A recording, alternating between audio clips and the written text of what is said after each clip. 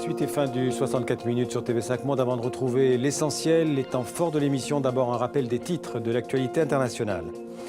Les Tunisiens et les Tunisiennes renouvellent leur parlement ce dimanche. Près de 4 ans après la révolution et le départ du dictateur Ben Ali, les élections ont valeur de test pour la Tunisie et pour l'ensemble du monde arabe. Pour l'instant, la participation serait d'un peu moins de 51%. En Ukraine, malgré la poursuite de la guerre dans l'est du pays, les Ukrainiens votent ce dimanche pour élire un nouveau parlement, mais 5 millions d'électeurs ne participent pas à ce vote. Les séparatistes pro-russes ont interdit le scrutin dans 2 régions de l'Est, mais globalement, les partis pro-occidentaux, comme celui du président Porochenko, devraient l'emporter. Le monde de la culture en ébullition en Belgique. Le nouveau gouvernement fédéral belge, dominé par les nationalistes flamands, veut imposer une cure d'austérité de 20 à 30% aux grandes institutions culturelles. Les francophones redoutent une asphyxie de la culture en Belgique. Comme promis, place à l'essentiel du 64 minutes, le résumé de l'émission préparé par Marie Valeret et Olivier Moisan.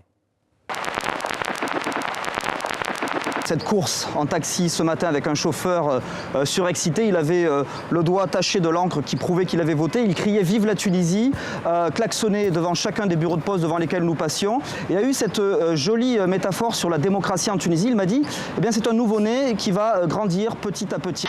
La ville a été reprise aux séparatistes pro-russes pendant l'été. Alors le président ukrainien l'a choisi comme symbole de la résistance nationale. Ici, dans la zone de l'opération antiterroriste, nous avons beaucoup de gens. Les gens qui tiennent vraiment à voter et voter pour leur nouveau pays.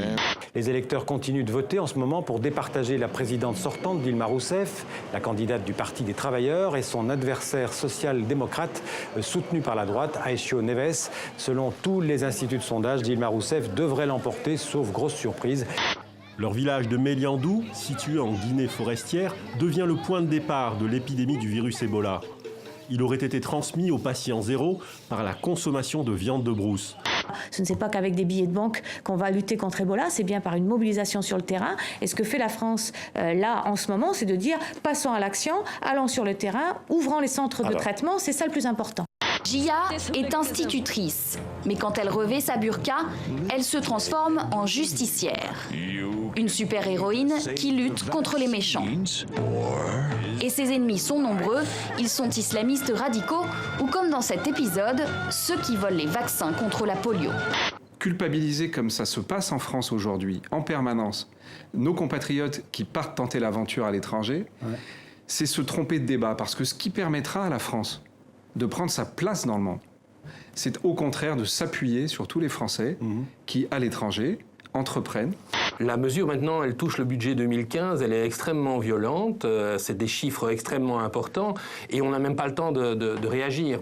Et alors, un jour, vous écrivez une chanson, God Save the Queen, avec Sex Pistols. Yes. Oui, et bizarrement, c'est une chanson que la France devrait bien comprendre. Vive la Révolution. Jack Bruce était le bassiste et le chanteur du groupe Cream, avec Eric Clapton également.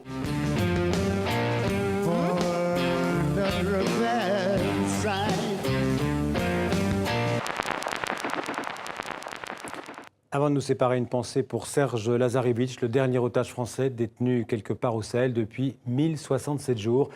Nous n'oublions pas aussi tous les otages encore aux mains de Boko Haram au Nigeria, y compris les 30 adolescents qui viennent d'être enlevés au Nigeria dans l'état de Borno. Voilà, fin du 64 minutes. Demain, vous avez rendez-vous avec Mohamed Kassi et toute l'équipe du 64 minutes. Retrouvez-nous sur notre site tv5monde.com. Merci de votre fidélité et à bientôt.